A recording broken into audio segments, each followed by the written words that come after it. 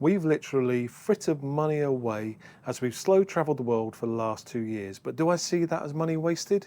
Well, in this video, we're going to get into that. And at the end, we'll find out. This video comes to you from the front wall outside our Airbnb in our new location. Where that is, we'll tell you at the end of this video because it's pretty damned exciting. There's a term you may have heard of called the sunk cost fallacy. And if you're planning to travel the world long term, sunk cost fallacy is something you are going to become intimately entwined with. So what is the sunk cost fallacy? Well, I'm going to share a couple of examples to explain what it is, and then I'll tell you how Sarah and I managed to compound it and double the effects of this sunk cost fallacy. So imagine you've just bought a ticket to see the latest blockbuster movie at your local cinema. And about 10 minutes later, a good friend of yours you've not seen in years calls you to say he's in town. He's only here for one day and he's wondering whether you want to get together and go to the pub tonight and have a quick catch up. Now you've been presented with two options. One of the options you've already invested, let's say $10 or $15 in a ticket. The other one that you're not invested in. Now, if you're anything like me, the thing you default to when your friend says to you, I'm in town, we haven't seen each other for a little while, is, such a shame. I've just bought a ticket to the cinema. See you next time, yeah? But are you making the right decision? Now, you might be saying, well, I'm not like you. $10, $15, that's nothing. I'll go to the pub with my mate.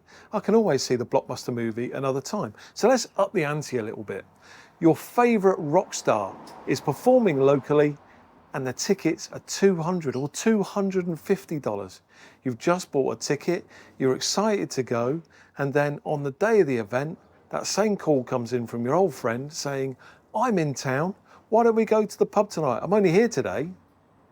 Now what are you going to do? So logically, that investment is immaterial, but our chimp brains don't operate that way, do they? The real decision at that point is what will give you the greatest pleasure or return. It may be that you want to see that rock star more than seeing your friend, but it isn't related to the fact that you've already spent money on it. So to be clear, a sunk cost is an investment that's been made in the past that is immaterial to decisions that you make in your future. So what drives this behaviour and thinking? Well, there are a lot of psychological factors, but for me, it's the desire to not want to appear like someone who's wasteful with money. That's how my brain ticks anyway. After all, have you, like me, ever gone to the cinema to see a movie and then about 20 minutes in, you know you're not enjoying it, but because you've already sunk $10 or $15 into that ticket, you're going to stick it out to the end, whether you enjoy it or not. So hopefully I've explained what sunk cost is. It's money that's been spent in the past, which is immaterial to your future decision making. So I said that Sarah and I are victims of sunk cost, and we actually doubled down on this and compounded it. So let me tell you our story. If you're new here, just to explain, we retired early 2 years ago, sold everything we own to travel the world for the next 10 years. About a year in, we got to Thailand and we fell in love with the place. And we then saw an opportunity whereby we could get a visa for 12 months, at the same time learning a really useful skill being self-defense. So we kind of shelved our idea for that year of slow traveling and we thought, let's hunker down here. Let's stay here in Chiang Mai in Thailand for 12 months and see if we can actually do this self-defense training. And this involved spending money on a visa and spending money on the training, all up front, thousands of dollars. So we took out a 12-month rental on an apartment, and even because we knew we were going to be there for 12 months, we looked beyond that and booked a flight from Bangkok to South Korea because we knew after this we fancied going there. It was relatively local, but then again the flights weren't exactly cheap.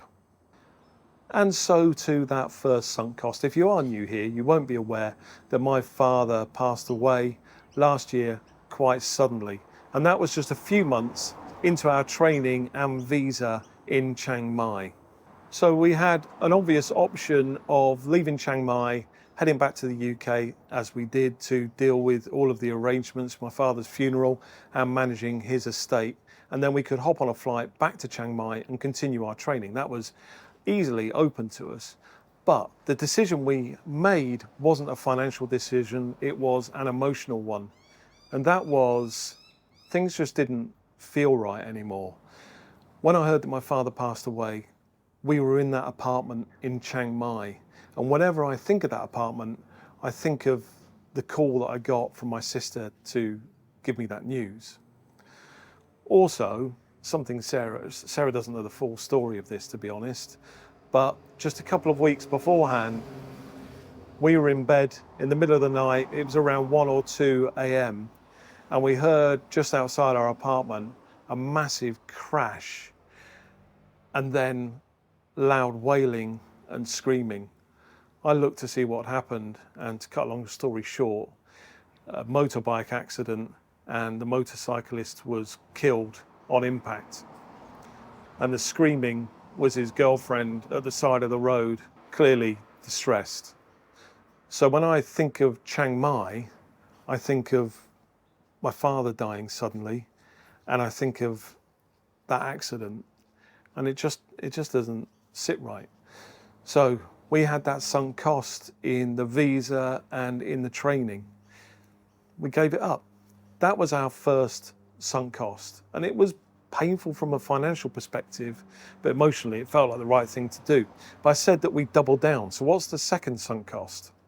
Well, it's this one where we started to really go down a rabbit hole and make some mistakes. And that was, remember I said at the end of our year in Chiang Mai, we were going to get on a flight down to Bangkok and then from Bangkok over to South Korea. As I said, it was relatively expensive for those flights. And we were partly guided by the fact that we wanted to be back in Asia to take that flight from Bangkok to South Korea, that we ended up heading in the direction of Malaysia. And then while in Malaysia, we were looking at all of our plans and triangulating and trying to work out what we were going to do so that we could ensure that we were in Bangkok in time to take that flight to South Korea. But actually, it turned out we were spending money that we didn't necessarily need to spend because we were going to go to places we didn't necessarily want to go to purely so that we could meet that flight. Looking into it, that flight, if we were to cancel at that point, some of the money would already be lost. I think we paid a deposit of something like 25% that we wouldn't get back. And that was guiding our decision making. And then in one moment of clarity, we decided while in Malaysia, well, let's just forget about South Korea. Let's forget about Bangkok for a moment. Where else can we go to from here, Malaysia, that would be fun and interesting for us to see and may potentially even be more cost effective to get the travel to that location? And so that takes me to this wall where I'm sat in this new country. We found that we could take a flight from Malaysia to Bali and then from Bali to Australia. And actually to get to Australia was cheaper than getting to Bangkok and then the onward flight to South Korea. If we cancelled that South Korean leg and reinvested that in the Bali and Australia flight, hey presto, we're in a new country. So that's what we did. Where I'm sat at the moment is Sydney. But you're going to be seeing a lot more of Australia before you see our Sydney video.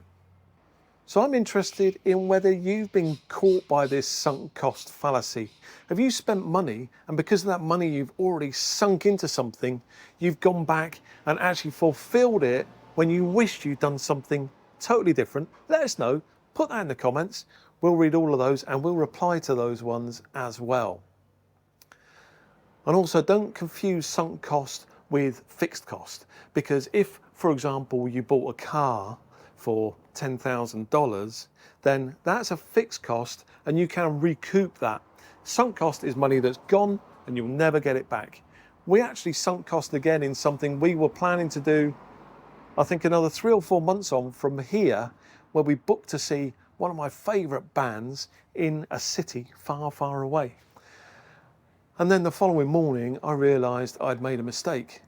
I started going down that route again of saying, well, how can I correct this mistake so I can see that band in that city? And then I checked myself because I knew I was going to make this video about fallacy of sunk cost, and thought, well, forget that money. I can't get that back. Where can I see them and not waste money again? So this is just a quick video really to just tell you about this thing, because if you are planning slow travel, sunk cost is going to be a big part of your life too. Next week, you're going to see our first video from Australia, and that's not actually in Sydney. We're going all over the place here before we finish off in this city. If you want to know more about what we're doing and to get the inside track, you may be interested in our Patreon. We have a number of Patreons that we are in contact with on a daily basis. And we also have a monthly live stream with them and check-ins all throughout the month. If you're interested in that, then please check the description below. And Patreons, we wouldn't be here on YouTube if it wasn't for you, and you know that. You've been watching To Go Roam. We'll see you next time. Bye.